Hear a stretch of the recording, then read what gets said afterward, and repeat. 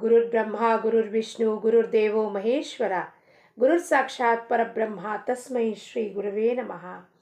ಚಿದಂಬರ ನಮಸ್ತೆಸ್ತು ಚಿಂತಿತಾರ್ಥಪ್ರದಾಯಿನೇ ಔದುಂಬರ ಸದಾ ವಾಸ ಚಿದಂಬರ ನಮೋಸ್ತುತೆ. ಎಲ್ಲ ಆತ್ಮಜ್ಯೋತಿಗಳಿಗೆ ಸಾಷ್ಟಾಂಗ ಪ್ರಣಾಮ. ಜೈ ಚಿದಂಬರ. ರಾಜಾರಾಮ್ ಮಹಾರಾಜರವರ ಇನ್ನೊಂದು ಅಭಂಗವನ್ನು ನೋಡೋಣ. ಗುರುಪರ ಅಭಂಗ. ಗುರು ಕೃಪೆ ಆದರೆ ಹೆಂಗಾಗತ್ತಪ್ಪ ಬದಲಾವಣೆ ನಮ್ಮಲ್ಲಿ. ಸದ್ಗುರು ಕೃಪೆ ಆಯಿತು ಅಂದರೆ ಎಂಥ ಬದಲಾವಣೆಗಳಾಗ್ತವೆ.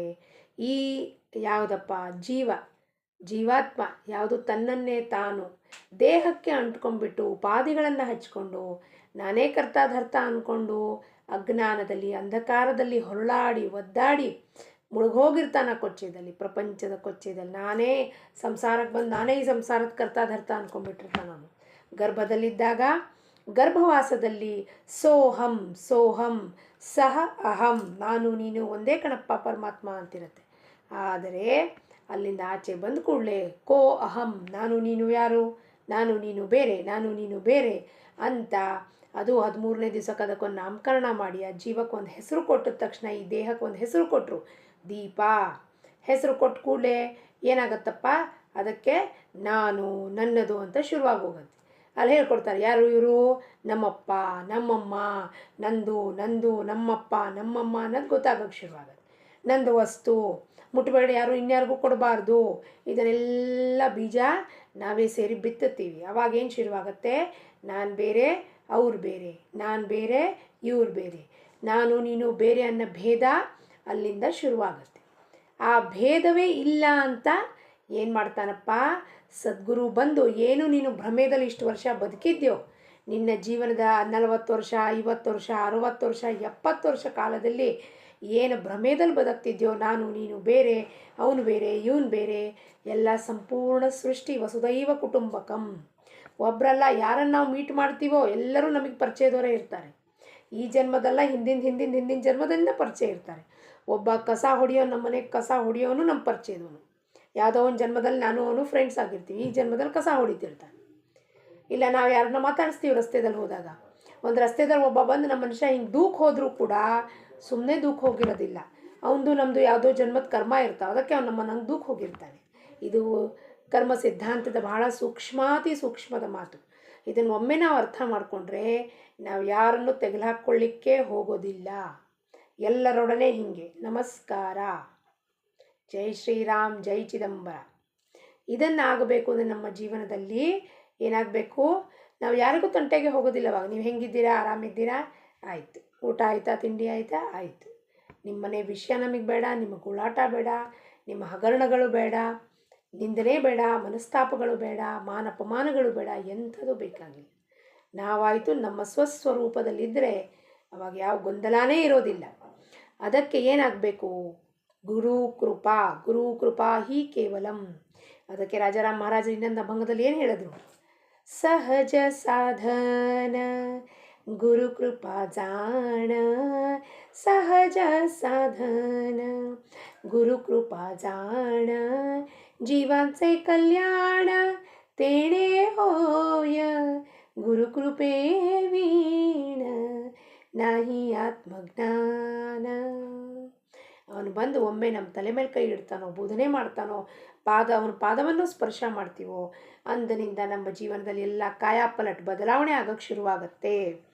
गुरु कृपे झाला धन्य, साक्षी ओळखे चैतन्य, जाणे आपणा आपण, नुरे दुजेपण एकपण, निवांत चित्त वृत्ती जाण, ब्रह्मानंद हेची गुण, चिदाकाश निरंतर, अंगे झाले चिदंबर, दास कृपेचे कारण, जावे ಸದ್ಗುರುಶಿ ಶರಣ.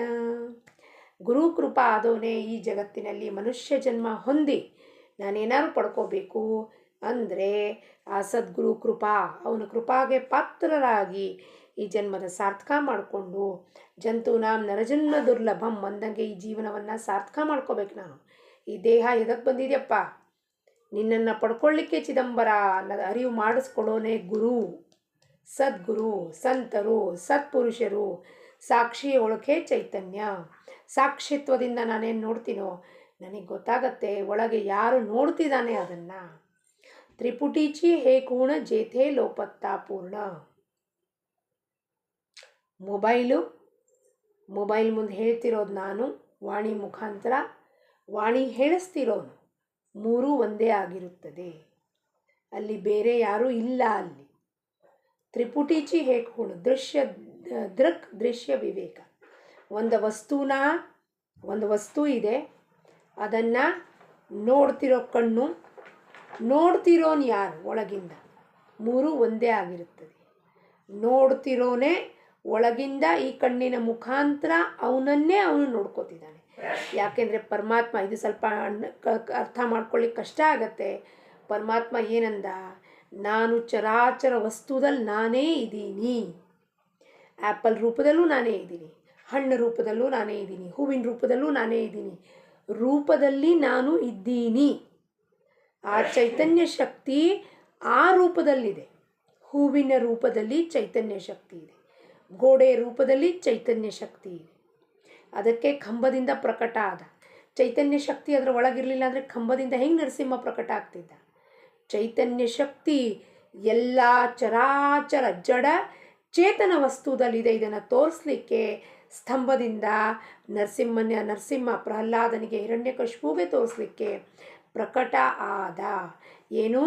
ಆ ಚೈತನ್ಯ ಶಕ್ತಿ ಒಂದು ರೂಪವನ್ನು ತಗೊಂಡು ಆಚೆ ಬಂತು.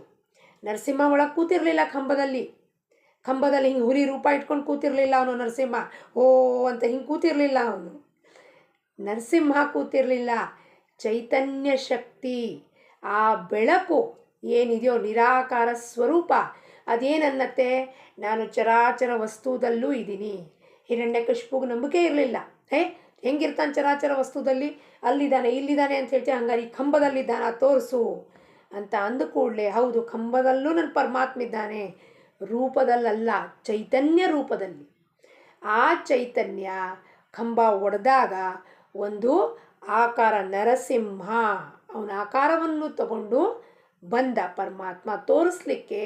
ನಾನು ಯಾವುದಾರೆ ರೂಪ ತಾಳಬಹುದು, ನಾನು ಯಾವುದಾರೆ ಆಕಾರವನ್ನು ಹೊಂದಬಹುದು. ನೀರಿನಲ್ಲಿ ನೀರಿನ ಆಕಾರ ಹೊಂದುತ್ತಾನೆ, ಮಡಕೆದಲ್ಲಿ ಮಡಕೆ ಆಕಾರ ಹೊಂದುತ್ತಾನೆ, ಬಂಗಾರದಲ್ಲಿ ಬಂಗಾರದ ಆಕಾರ ಹೊಂದುತ್ತಾನೆ. ಎಲ್ಲವನ್ನು ಆಕಾರ ರೂಪ ಅವನೇ ಹೊಂದಿ, ಅವನೇ ಬಹುವಿಧವಾದ ವಸ್ತು, ವ್ಯಕ್ತಿ, ಪಶು, ಪಕ್ಷಿ ಸೃಷ್ಟಿಯಲ್ಲಿ ಚರಾಚರವಾಗೂ ಪರಮಾತ್ಮನೇ ವ್ಯಾಪಿಸಿದ್ದಾನೆ. ಇದನ್ನು ಯಾವಾಗ ಗುರು ಬಂದು ತಿಳಿಸ್ತಾನೋ, ಸಾಕ್ಷಿ ಒಳಕೆ ಚೈತನ್ಯ, ಎಲ್ಲ ಕಡೆಯೂ ಚೈತನ್ಯ ತುಂಬಿದೆ ಅನ್ನೋದು ಇದಕ್ಕೆ ಗೊತ್ತಾಗತ್ತೆ. ಜಾಣೆ ಅಪಣ ನನ್ನನ್ನೇ ನಾನು ಅಲ್ಲಿ ನೋಡ್ತಾ ಇದ್ದೀನಿ. ಎಲ್ಲ ಕಡೆಯೂ ಒಂದು ಹೂನಲ್ಲೂ ನಾನೇ ಇದ್ದೀನಿ, ಒಂದು ಹಣ್ಣಲ್ಲೂ. ಯಾಕೆ ನಮಗೆ ಹಣ್ಣನ್ನು ನೋಡೋದು ಕೂಡಲೇ ಅನಿಸುತ್ತೆ, ಎಷ್ಟು ಚೆನ್ನಾಗಿದೆಯಪ್ಪ? ಏನು? ನನ್ನನ್ನೇ ನಾನು ನೋಡ್ಕೋತೀನಿ. ಅಲ್ಲಿ ನನ್ನನ್ನು ನೋಡಿದಾಗ ನಾನು ಚೆನ್ನಾಗೇ ಕಾಣಿಸ್ತೀನಿ. ಆ್ಯಪಲ್ ಚೆನ್ನಾಗೇ ಕಾಣಿಸುತ್ತೆ, ಮ್ಯಾಂಗೋ ಚೆನ್ನಾಗೇ ಕಾಣಿಸುತ್ತೆ. ನಾನು ಈ ಕನ್ನಡದಲ್ಲಿ ನಾನು ನಿಂತ್ಕೊಂಡು ನೋಡಿದ್ರೆ ನಾನು ಏನು ಅನ್ಕೋತೀನ? ನಾನು ಎಷ್ಟು ಚೆನ್ನಾಗಿದ್ದೀನಪ್ಪ. ಹಾಗೆ ಆ್ಯಪಲ್ ನೋಡಿದಾಗ ನನಗೇನು ಅನಿಸುತ್ತೆ? ಮನಸ್ಸು ಆಹ್ಲಾದಿತ ಆಗತ್ತೆ. ಮ್ಯಾಂಗೋ ಗುಡ್ಡೆ ಹಚ್ಚಿರ್ತಾರೆ, ನೋಡಿದ್ರೆ ಮ್ಯಾಂಗೋ ಎಷ್ಟು ಚೆನ್ನಾಗಿ ಹಚ್ಚಿದ್ದಾರೆ. ಬೆಂಗಳೂರಲ್ಲಿ ಹೂವಿನ ಗುಡ್ಡೆ ರಾಶಿ ಹಾಕಿರ್ತಾರೆ, ಸಂಪಿಗೆ ಹೂವಿನ ರಾಶಿ, ಮಲ್ಲಿಗೆ ಹೂವಿನ ರಾಶಿ, ನೋಡಿದ್ರೆ ಎಷ್ಟು ಚೆನ್ನಾಗಿದೆ ಅಂತ ಬರೋದು. ಅಂದರೆ ಏನು? ನನ್ನನ್ನು ನಾನು ನೋಡ್ಕೋತಿದ್ದೀನಿ. ಅಲ್ಲಿ ನಾನು ಹೆಂಗಿದ್ದೀನಿ? ಚೆನ್ನಾಗಿದ್ದೀನಿ. ಒಳಗಿರೋನು ಸುಂದರವಾಗಿದ್ದಾನೆ, ಸೃಷ್ಟಿನೂ ಅವನು ಸುಂದರವಾಗಿ ಮಾಡಿದ್ದಾನೆ. ನುರೇ ದುಜೆ ಏಕಪಣ.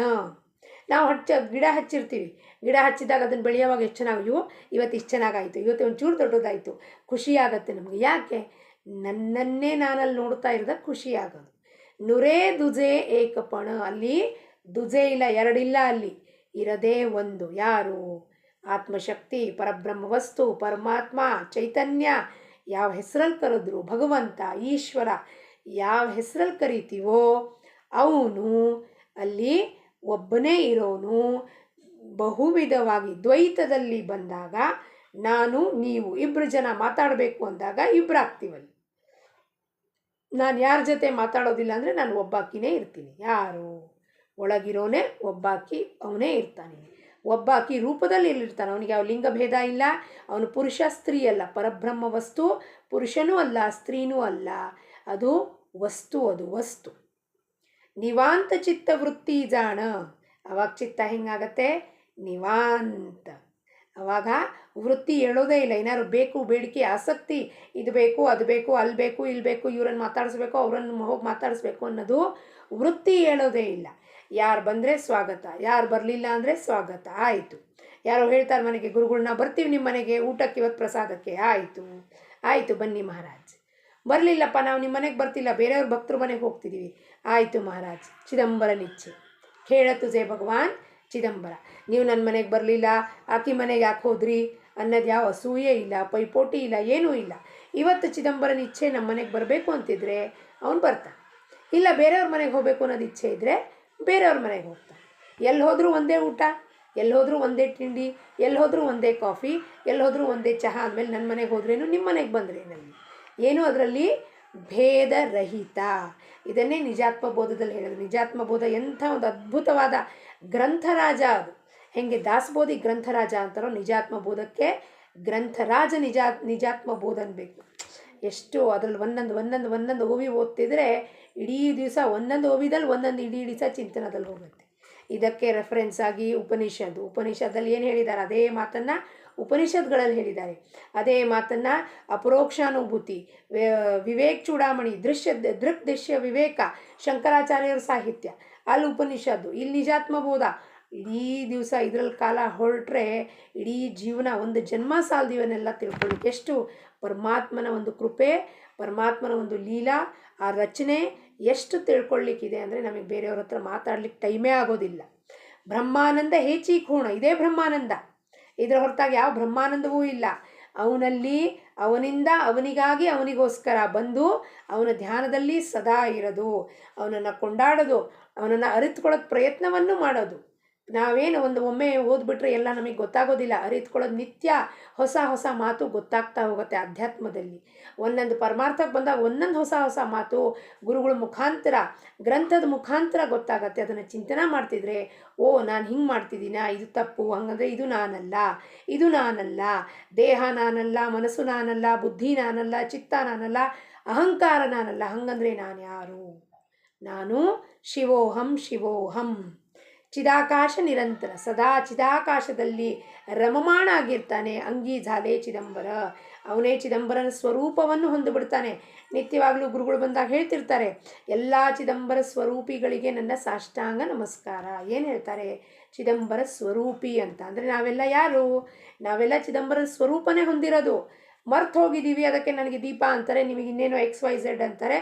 ಇಲ್ಲ ದೀಪ ಮಾಡಿದಾಳೆ. ದೀಪನಿಗೆ ಅಹಂಕಾರ. ಅವ್ರು ಹೇಳ್ತಾರೆ ಬಂದು ಚಿದಂಬರ ಸ್ವರೂಪಿ ಅಂತ.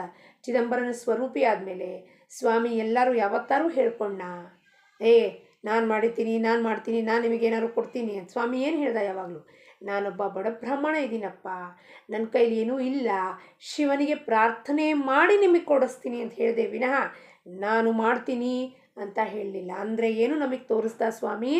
ಮನುಷ್ಯ ಅವತಾರದಲ್ಲಿ ಬಂದು ಅಲೌಕಿಕ ಆದರೂ ಕೂಡ ಲೌಕಿಕಾರ್ಥದಲ್ಲಿ ಸಾಮಾನ್ಯವಾಗಿ ಬದುಕಿ ನಮಗೆ ತೋರಿಸ್ದ. ನಾವು ಸಾಮಾನ್ಯ ರೀತಿಯಲ್ಲಿ ಬದುಕಕ್ಕೆ ವಿನಃ ನಾವೇನೋ ಪಟ್ಟ ಕಟ್ಕೊಂಡು ಇಲ್ಲೆಲ್ಲ ಬಂದು ಸಾಮಾನ್ಯ ರೀತಿಯಲ್ಲಿ ಬದುಕಿದ್ರಲ್ಲ ಅವತಾರ ತಾಳಿದ ಪುರುಷರು. ನಾವು ಏನಾರು ಏನಾರು ಮಾಡಿದ ಕೂಡಲೇ ಆಗಲೇ ಅದನ್ನು ಟ್ಯಾಗ್ ಹಚ್ಕೊಂಡು ಜನಕ್ಕೆ ಹೇಳ್ಕೊಂಡು ನಾನು ಹಿಂಗೆ, ನೀನು ಹಿಂಗೆ, ಅವ್ರಂಗೆ ಇವ್ರಂಗೆ ಅಂದ್ಕೊಂಡು ಪ್ರಚಾರ ಮಾಡ್ತೀವಿ. ಅದನ್ನು ಪ್ರಚಾರ ಮಾಡೋದು ಅವಶ್ಯಕತೆ ಇಲ್ಲ. ಸ್ವಾಮಿದ ಆಖ್ಯಾನದಲ್ಲಿ, ಪ್ರತಿಯೊಂದು ಆಖ್ಯಾನದಲ್ಲಿ ಸ್ವಾಮಿ ಹೇಳ್ದ, ನಾನು ಬಡ ಬ್ರಾಹ್ಮಣ ಇದ್ದೀನಿ, ನನ್ನ ಕೈಯಲ್ಲಿ ಏನೂ ಇಲ್ಲ, ಶಿವನಿಗೆ ಕೇಳಿ ನಿಮಗೆ ಕೊಡ್ತೀನಿ. ಅಂದರೆ ನಾನು ಯಾರನ್ನು ಮೊರೆ ಹೊಕ್ಕಬೇಕು ಅಂತ ಹೇಳ್ದ. ಅವನನ್ನು ಮೊರೆ ಹೊಕ್ಕಬೇಕು, ನಾನು ಮಾಡಿದ್ದೀನಿ ಅಂತ ಅಹಂಕಾರ ತೋರಿಸೋದಿಲ್ಲ. ಸೂತ್ರಧಾರಿ ಅವನು, ನನ್ನ ನಿಮಿತ್ತ ಮಾಡ್ಕೊಂಡು ಈ ಕೆಲಸವನ್ನು ಮಾಡಿಸ್ತಿದ್ದಾನೆ ಅಂತ ಸ್ವಾಮಿ ತೋರಿಸ್ದ. ದಾಸ ಕೃಪೇಚೆ ಕಾರಣ ಜಾವೇ ಸದ್ಗುರು ಶ್ರೀ ಶರಣ. ದಾಸ ಕೃಪೇಚೆ ಕಾರಣ, ದಾಸರು ಕೃಪೆಗೆ ಪಾತ್ರರಾದ, ಕಾರಣೀಭೂತ ಆದ ದಾಸ. ಅದಕ್ಕೆ ಸದ್ಗುರುಗಳಿಗೆ ಶರಣ ಹೋದರೂ ಮಾತ್ರ ಅವನ ಕೃಪೆಗೆ ನಾವೆಲ್ಲರೂ ಪಾತ್ರ ಆಗಲಿಕ್ಕೆ ಸಾಧ್ಯತೆ. ಶರಣು ಹೋಗೋದಂದರೆ ಏನು? ನಾನು ಅಜ್ಞಾನಿ, ಪತೀತ, ಪಾಮರ ಇದ್ದೀನಪ್ಪ, ನನಗೇನೂ ಗೊತ್ತಿಲ್ಲ, ನಿನ್ನ ಪಾದಕ್ಕೆ ನಾನು ಹಣೆ ಹಚ್ತೀನಿ, ಇನ್ಮೇಲಿಂದ ನೀನೇ ನನ್ನ ಕರ್ತ ಧರ್ತ, ನನ್ನ ಪ್ರಪಂಚ ನನ್ನ ಪರಮಾರ್ಥ ಎರಡೂ ನಿಶ್ಚಯಂತೆ ನಡೆಯುತ್ತೆ ಚಿದಂಬರ ಅಂತ ಅವನಿಗೆಲ್ಲವನ್ನು ಒಪ್ಪಿಸಿದಾಗ ಆವಾಗ ಅವನು ದಾಸ ಕೃಪೇಚೆ ಕಾರಣ, ಕೃಪೆಗೆ ಪಾತ್ರನಾಗ್ತಾನಂಥ ದಾಸ. ಅಂಥವನೇ ಸತಶಿಷ್ಯನಾಗಕ್ಕೆ ಸಾಧ್ಯ. ಯಾರು? ರಾಜಾರಾಮ್ ಮಹಾರಾಜರಾದರು ಅಂಥ ಸತಶಿಷ್ಯ ಇನ್ಯಾರೂ ಇಲ್ಲ. ಬ್ರಹ್ಮಾನಂದ ಹತ್ರ ಸತಶಿಷ್ಯರು ಯಾರೂ ಇರಲಿಲ್ಲ. ಬಾಕಿ ಎಲ್ಲ ಭಕ್ತರಾದರು. ಸತಶಿಷ್ಯ ಒಬ್ಬನೇ, ಕೋಟಿಗೊಬ್ಬ ಆಗೋಕ್ಕೆ ಸಾಧ್ಯತೆ ಆಗುತ್ತದೆ. ರಾಜಾರಾಮ್ ಮಹಾರಾಜರ ಚರಣಕ್ಕೆ, ಸ್ವಾಮಿ ಚರಣಕ್ಕೆ ಅಭಂಗ ಪುಷ್ಪವನ್ನು ಏರಿಸುತ್ತಾ ಲೋಕ ಸಮಸ್ತ ಸುಖಿನೋ ಭವಂತು. ಜೈ ಚಿದಂಬರ.